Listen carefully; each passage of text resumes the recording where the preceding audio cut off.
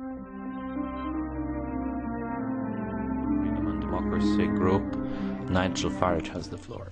Mr Van Rompuy, I hope you'll resist the calls for military action this afternoon. Indeed, the Liberal leader, Mr Verhofstadt, made a very pro-war speech. I hope you will resist that on the grounds that there is no legitimacy or consent for the European Union to take military action, and that experience shows that if you go into military action, that may be easy, but getting out of it can be rather more difficult, and getting involved in Libya could indeed be a Vietnam-type experience. So please resist it.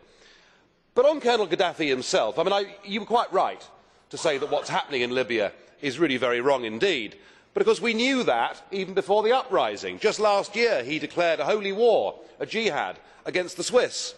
He tried to blackmail the European Union. Do you remember? He said, give us €5 billion or we'll flood you with migrants.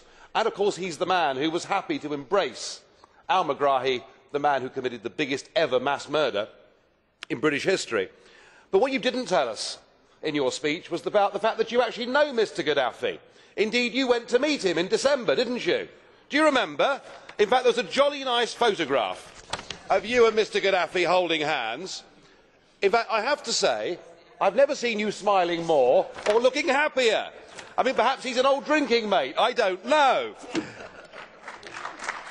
But I wonder why. Why would you want to be photographed with Mr Gaddafi?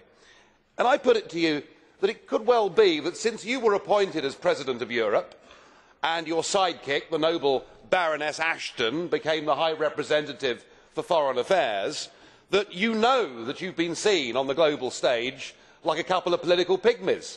As WikiLeaks showed, you were very unhappy that you weren't being recognised, unhappy that you were snubbed by Obama, and here was the chance to go along and be accepted by a head of state. I don't think that you there parading with dictators was a very good or a sensible thing to do. Indeed, not just you, the British Labour government made similar mistakes. But I do ask you, at this juncture, and with the horrendous things that are going on in Libya, I do ask you, do you accept that it was an error to be photographed as recently as December with Colonel Gaddafi, and will you please, if you do, apologise for it? Thank you. Thank you very much.